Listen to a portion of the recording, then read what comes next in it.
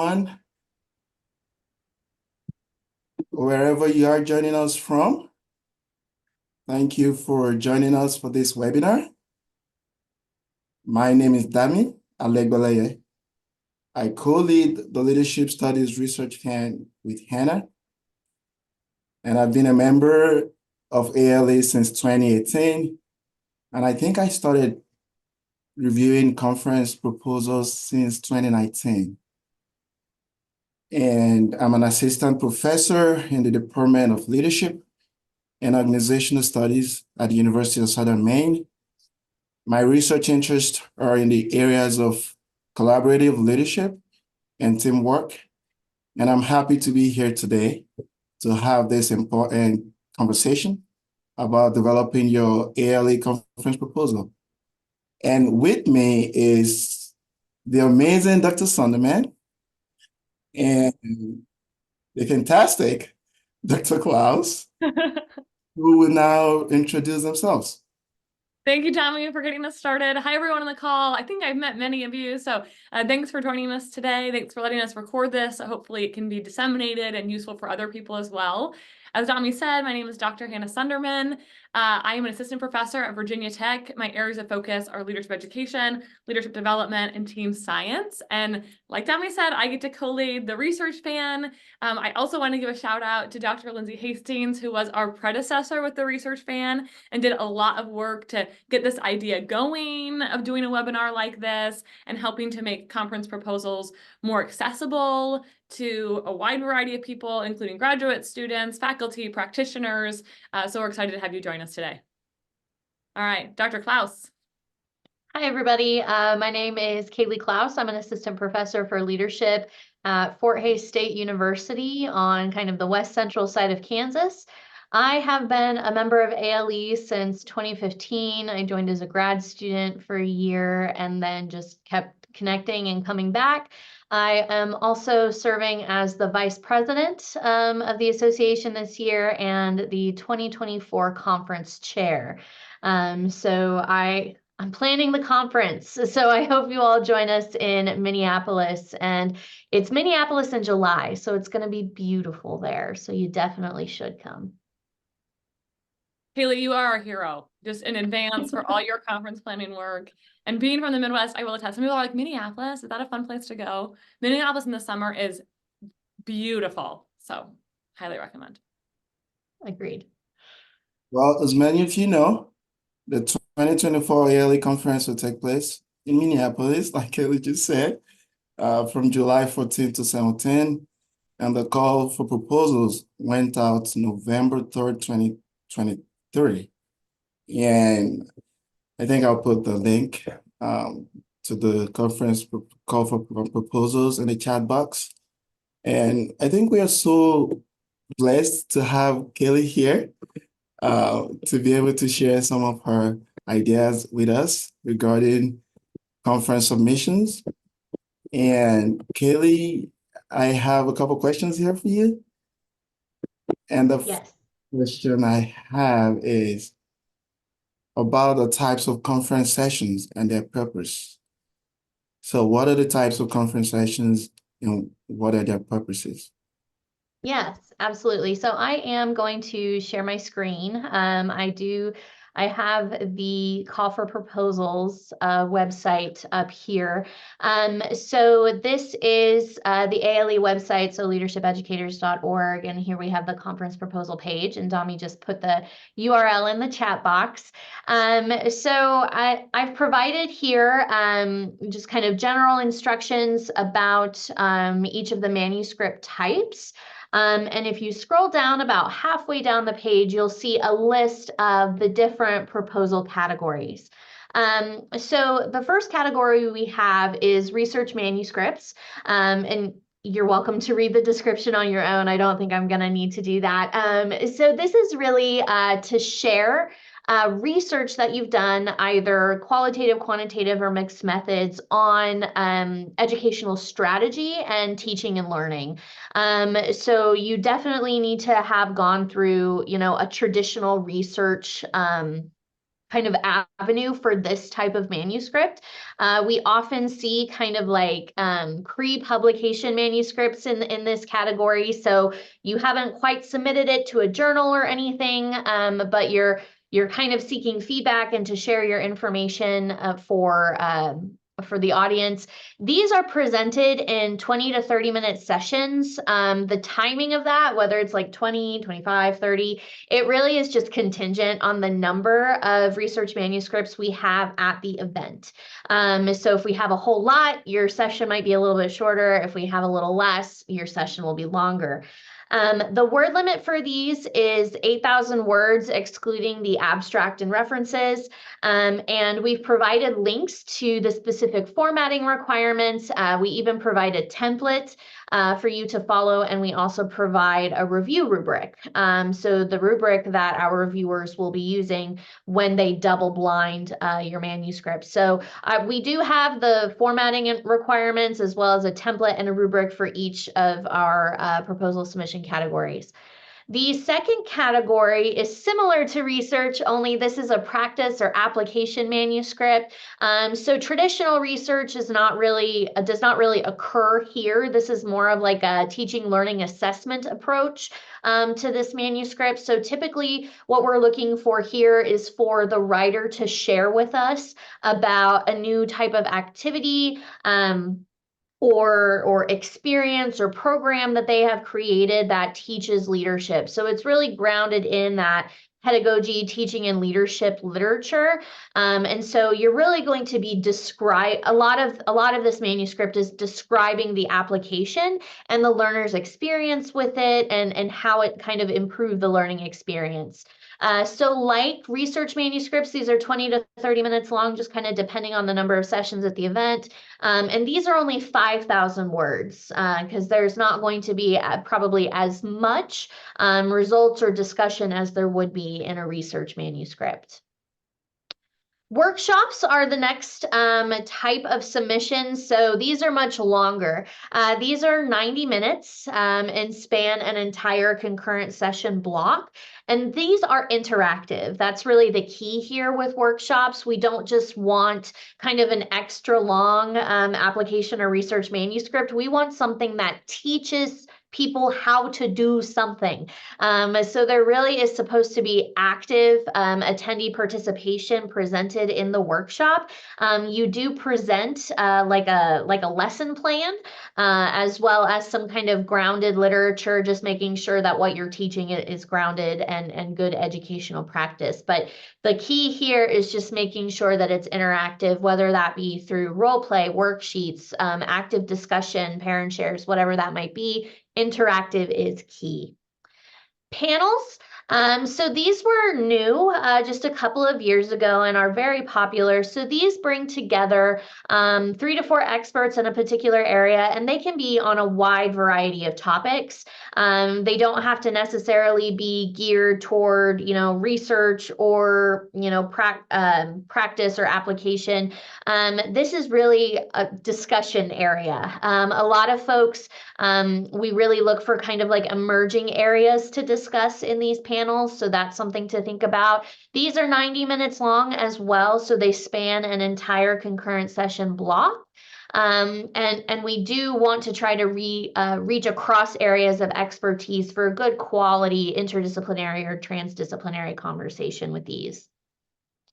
The panels also do have a moderator. So the panels, in addition to like the 3 to 4 experts, there is a moderator there to kind of facilitate the conversation. This is also the one submission category that is not necessarily blinded for review purposes, because we need to know who the experts are and whether or not they are well aligned to the discussion and things like that. So panels are the only submission that are not blindly reviewed. So that's just something to keep in mind. Roundtable discussions, that's exactly how they sound. You sit around a table and you discuss something. These are not necessarily meant to be just like an opportunity for presentation without talking. We're really looking for heavy discussion here. So you can think of it as a panel, but much shorter because we're just trying to encourage knowledge sharing here. These roundtable discussions are only 30 minutes long, and so you really have to go in with a pretty good discussion protocol, so that way you don't get off kind of too off base of the topic that you want to share and that you want to learn about. We do encourage participants to use roundtables to learn from other people in addition to other people learning from them. So for example, last year, we conducted a roundtable on professional and continuing education associated with leadership development. So learning about different non-credit leadership programs for professionals and things like that. So that way at our institution, we could develop a good quality one. Again, these are only 30 minutes. The submission requirement for these is pretty short, only 500 words. You need to offer just a little bit of background on the topic, but most of this is really establishing a discussion protocol. And then we have posters at the very bottom. So these can be done in either kind of the practice application or research kind of approach. So a traditional research poster that you're probably very familiar with, or a practice. So an activity that you share with students, you want to share their learning, share their experience, or research related to teaching and learning leadership. The posters themselves don't have to be designed for the proposal process. The posters will be available during a 90-minute poster session. So we have a combined opening reception and poster presentation that's 2 hours long. So we have like a 30-minute reception with a 90-minute presentation. And that's kind of just a walk around situation. People walk around with their drinks and apps and learn from each other. The proposal itself only needs to be 500 words. So you're basically summarizing what the poster will be about. A lot of times with posters, folks don't necessarily have like their results or discussion ready yet. So you can just indicate that they'll be ready and on the poster by the time the conference comes around. So those are the types of sessions. Really, when it comes to ALE, we're looking for sessions that are about knowledge sharing, sharing cool things, being innovative, offering opportunity for collaboration, and across all kind of focus areas of leadership education. So we're not just looking for things that happen in the academic classroom. We're also looking for things that happen in professional situations, in the student affairs world. So kind of co-curricular, extracurricular leadership education, that kind of stuff. So it's really just all about knowledge sharing so that we can all kind of use each other's brains to develop and improve our craft and our field. So those are the types of sessions. Thanks, Kaylee, for taking us through the types of conference sessions. And I also wanted to say to everybody, as Kaylee is talking and as the rest of us will be talking during this webinar, you can put your questions in the chat box. And after this, we hope we spend about 20 minutes on conference submission. Afterward, we would have like 10 minutes for Q&A. And after that, we would spend the rest of the time collaborating in breakout rooms, and would also have the opportunity to give feedback to anyone that may be requesting feedback. So back to conference submission.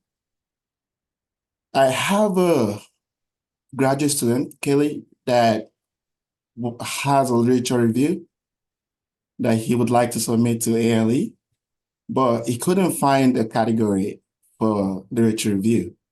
So my question is, where would literature review fall? Yeah, something like a literature review, I would probably encourage like a poster for that, or potentially a panel, if they would like to bring in experts on the particular topic and share about it a little bit. But it seems if there's nothing beyond literature reviews, so kind of no research methods were enacted with results or discussion, I don't think it's quite ready for a research manuscript yet. So I think a poster of some knowledge sharing would be good, or maybe even a roundtable discussion, just kind of depending what their goal is. Like, what do they want to get out of presenting the information? Are they hoping to get, ideas on how to conduct a research project based on the topic or something like that? So maybe a roundtable, maybe a panel if some experts can be acquired. But I think poster would be the best route for a literature review. I totally agree. I think those are great ideas. And I would also like to add that in addition, if you were to conduct, say, a systematic literature review, or even a scoping literature review, you might, there are ways you can maneuver around the rubric and still be able to, submit something that has a method and a finding. So the thing with what Kelly was trying to explain was for example, each of these rubric, most of the rubrics have criteria for method and findings, especially say the research conference submission category. So what I have done in the past is to create like sections within my literature review that has methods and findings. And there's a way to do that. For example, for your methods in a literature review, you just have to explain some of the things you did, like what keywords did you search for? Okay, what search engines did you use? Did you use Google Scholar? What are the inclusion criteria? Did you only use peer-reviewed articles? So things like that could form the method right there. And then the findings will be the different articles you have, and then you could put a table that kind of summarizes all the articles you found and the interesting themes. So that's a way to. Yeah, it's somewhat like a meta-analysis, right? Like kind of doing an environmental scan of the research that exists on a particular topic or kind of the current perspectives. So you could definitely take that approach for a research manuscript submission. Right. Yeah. Righty. So the next question I have has to do with, Hannah, you wanted to say something? No, I just didn't know if it was my time. So keep going. All righty. So the next question I have has to do with the theme of the conference. Many times you have people saying, well, I don't know if I have an idea or a research paper that aligns with the theme of the conference. And sometimes, people don't know. And there are other people that tells me like, I don't have anything on leadership education.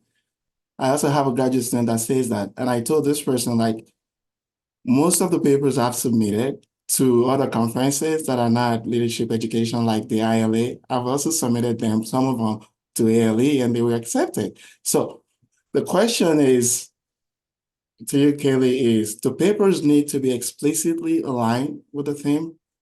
Or can it just be in a paper that has some leadership implications? Yeah, it does not have to be explicitly aligned with the theme. So we do encourage alignment with the theme just to kind of bring, a theme to our conference, right? To bring a common conversation to our conference. However, that is certainly not a requirement of any proposal. Our theme this year is about building bridges for the future of leadership education. When we chose our theme, we wanted to kind of use the background of Minneapolis as somewhat of inspiration, understanding that there's been a lot that's gone on in Minneapolis in recent years, not so much great stuff, But out of that not so great stuff has come really amazing grassroots and innovative community involvement in leadership. So we're seeing a lot of leadership in our host city. And so there's a lot that goes into that, whether that be diversity, collaboration, working across factions, influence, all that kind of stuff. So it's all leadership associated. So any type of work that you're doing, research, practice, otherwise, that has implications for kind of how we educate about leadership, or how we educate people to do leadership, that is all welcome, because in the end, honestly, it's all going to tie back to our theme in some way, shape, or form, even if it's not explicitly described.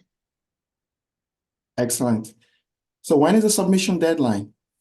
Yes, the submission deadline is Monday, February 12th at the end of the day. So like 11:59 p.m.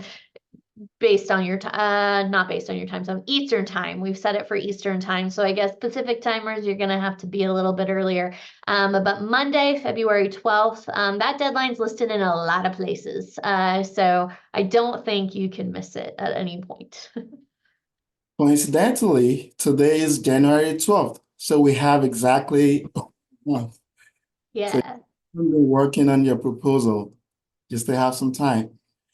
And the next question I have is about how to submit a conference proposals. Sometimes those things feel so simple, but to some people it's not. So can you Yeah, I can walk you through that. So I am going to share my screen again. I'm going to walk you through the conference site.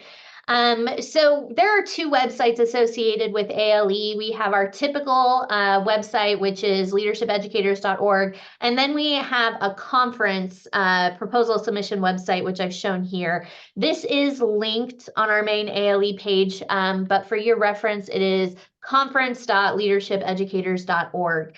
Now, if you have never, ever submitted a proposal to ALE before, you will need to create an account in this system. And there is, without logging in, there will be like a little registration button for you to register with an email and password, because this is separate from the main ALE website. So just keep that in mind. However, if you have submitted a proposal to ALE in the past 2 years, so if you submitted a presentation for 2023 or 2022, you already have an account in this system. So if you forgot your password, you'll just have to request a reset, but otherwise you have access. So I have the welcome page here, provides general information, provides the key conference dates. If you click on how to submit a proposal, you're going to find that those instructions again on kind of general formatting and rules, and then all of the proposal types are below here. To actually submit the proposal, you will go to the My Dashboard page. So a typical user is not going to see Admin Dashboard. That's just for me. But a typical user will click on My Dashboard, and they'll be provided to this My Submissions page. Now, post-submission, reviewers will also use this website. So if you are submitting a proposal and going to be reviewing it, you'll use the same website and use the same dashboard to access that information.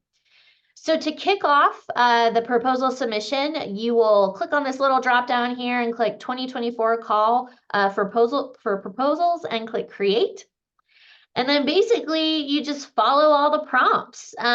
So you'll include primary author information, the primary and secondary audience categories for your proposal, any additional authors. So you can select 0 if you're the sole author. Depending on the number you select, it will ask you to fill out their information. This information is all included in the conference program, which is why we ask for it. On the proposal tab, this is the meat of your submission. So your category here, there is a list of what you can choose from. For posters in particular, you'll be asked whether it's a practice or research poster because those are judged slightly differently. You'll fill in your title, your abstract, and you'll upload your file.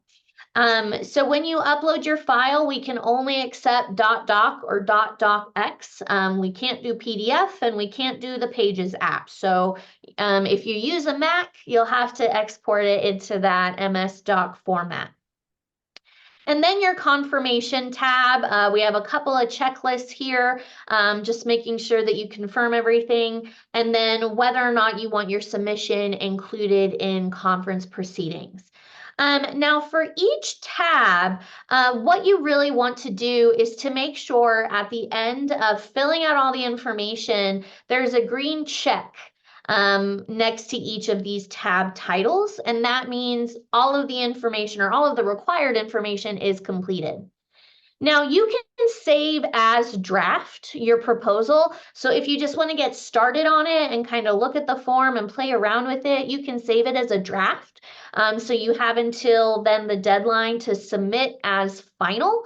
But your submit as final must be clicked by the deadline, by the February 12th deadline. So as you work through things, be sure you submit as final by the time we get to that deadline. Now, if you submit as final like a week before our proposal deadline, you still have an opportunity to go in and edit it if you need, but it will be super final after the deadline.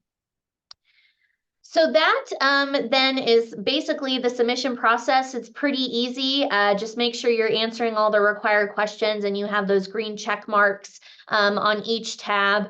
If you look at our conference website, I do have a section on how to submit your conference proposal. So you can look at some instructions here and you'll see the green check marks next to each tab that show you're ready to go to submit as final.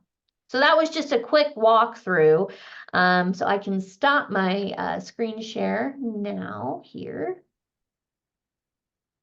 Thank you very much, Yeah. Kaylee. I hope that helped. Oh, that helps a lot. And we are behind on time here, so we'll keep things moving quite quickly. And I'd like to ask Hannah a couple questions as well.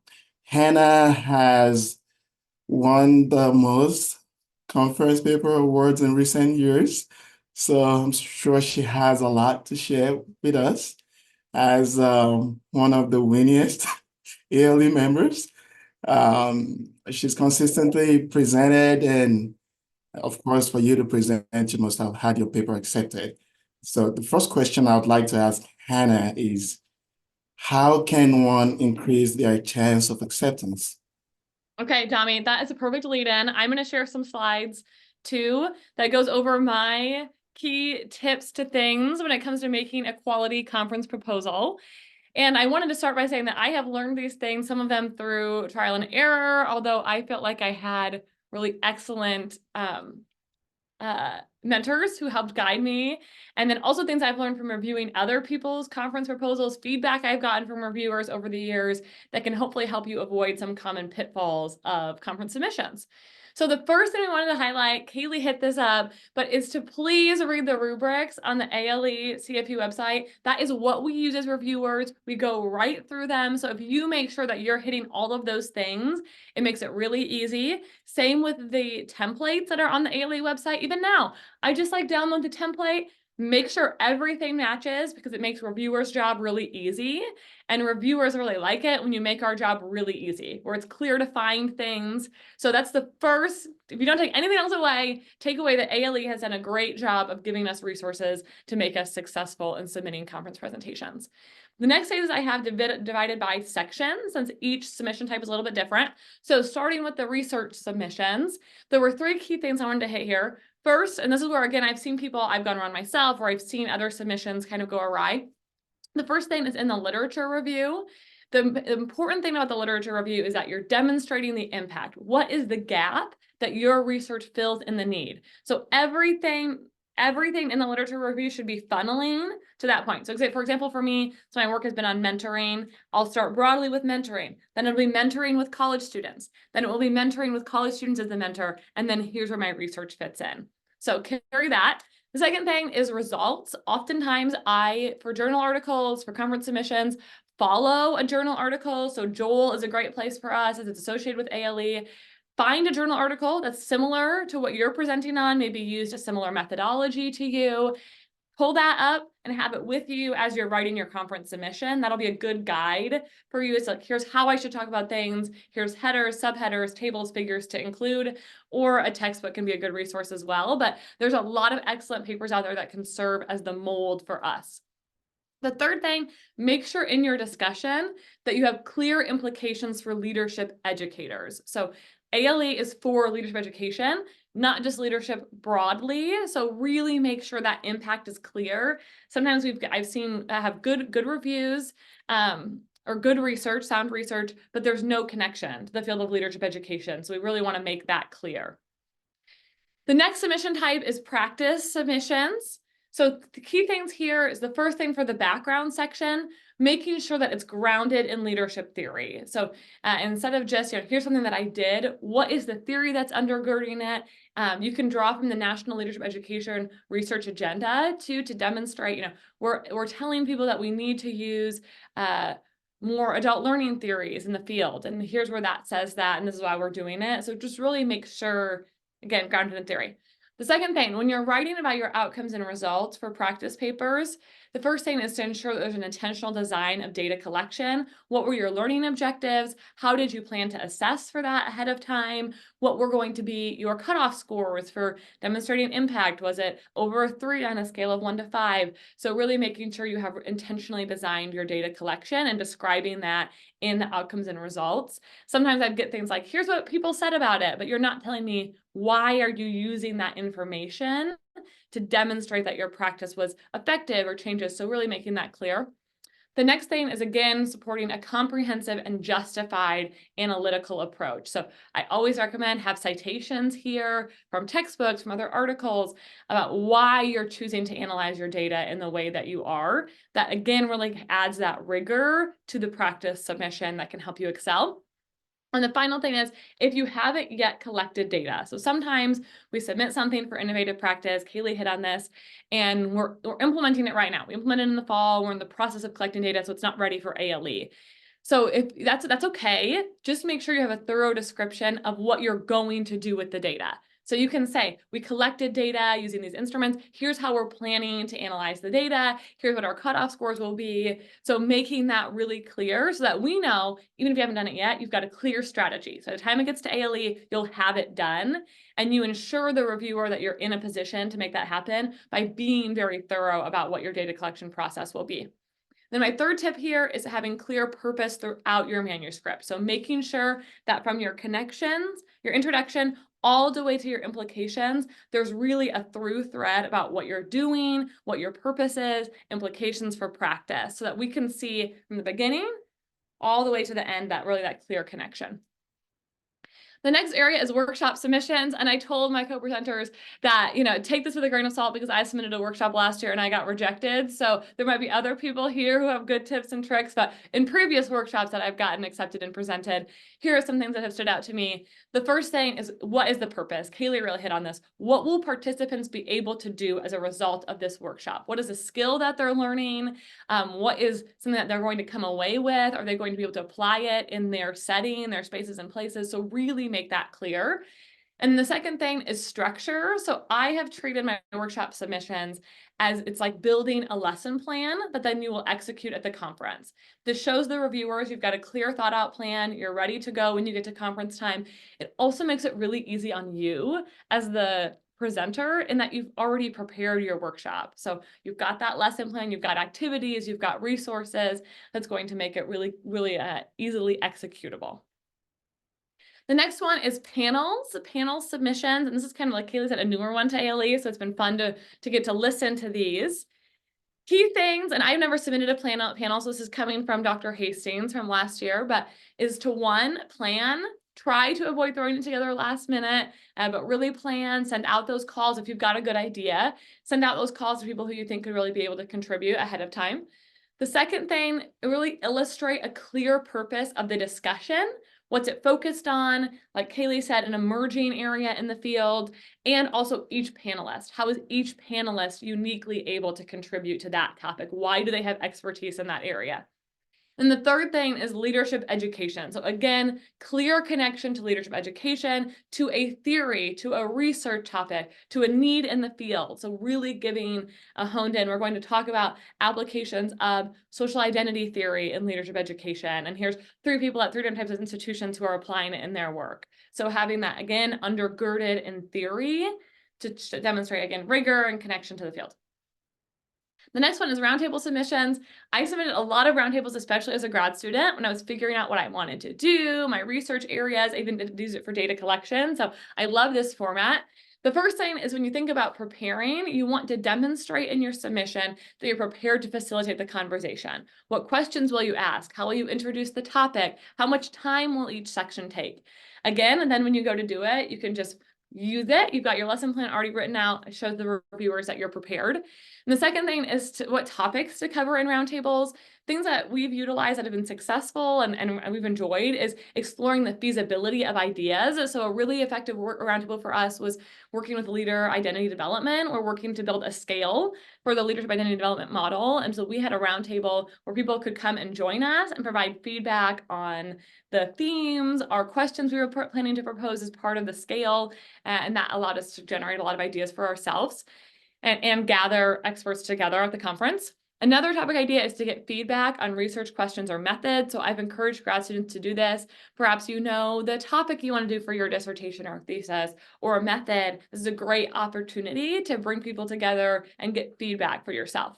And again, here collecting pilot data. So we did this too for one where we were talking about the utilization of undergraduate teaching assistants in leadership education, and had roundtables at ALE, got permission through our IRB to record, take notes on them, record them, and then used that as a journal article, a conference submission the next year, and then a journal article talking about the utilization of TAs. Our final one is poster submissions. So key things here, 1, outline. I would recommend in a poster, especially if you haven't done a conference submission before, starting with an outline of key points that are line up with the rubric. So what are you going to want to hit in your submission to, again, make sure it's really clear to the reviewer in those just 500 words what you're going to focus on. The second thing, even though you don't have very long in your background section, try to ground it in some type of theory. Demonstrate that it's relevant to the field. When you get to the results and outcomes sections, like Kaylee said, even if you haven't done the data collection or data analysis yet, really describe what you're proposing to do, how you think you'll analyze the data, the citations that you're drawing from. You don't have a ton of words, but try to make those words count so that we demonstrate you're going to bring something quality to the conference. And the final thing, again, purpose throughout. Make sure that the beginning connects to the end and all of it aligns with that central research idea.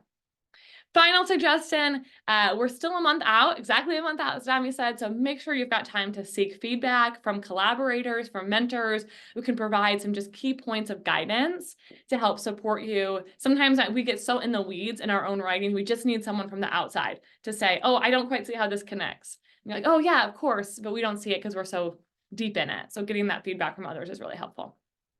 Okay, that's it for me. It seems like there's some in the chat. Dami, you might have questions, and then we can turn it over to collaboration. Yeah, excellent. I just also wanted to add that for graduate students and emerging scholars who may not have like an ongoing research project, the pastors and roundtables are great options. You know, I know Hannah mentioned those. Those are great options for graduate students who may just be starting their research endeavors. For example, roundtables would be a great avenue for exploring, the feasibility of an idea, and while posters may be better suited for sharing research that's still in progress, as well as sharing pilot data. You could even use some data from maybe a class project, your thesis or dissertation. On account of time, I would like us to move to the next thing on the agenda, which is question and answer. Do we have any questions? There's no question in the chat as far as I can tell. Yes, I said I'm happy to share my slides. You can email me at that link. I'll send them to you, or else this website will be, the recording will be available. And then I was wondering, John, if you know when the recording will be shared with participants for future reference. Yeah. After this, I'll get the recording. I'll work with Dr. Klaus, who will post it on our website. We have a section for all of the fans recordings and events that have happened.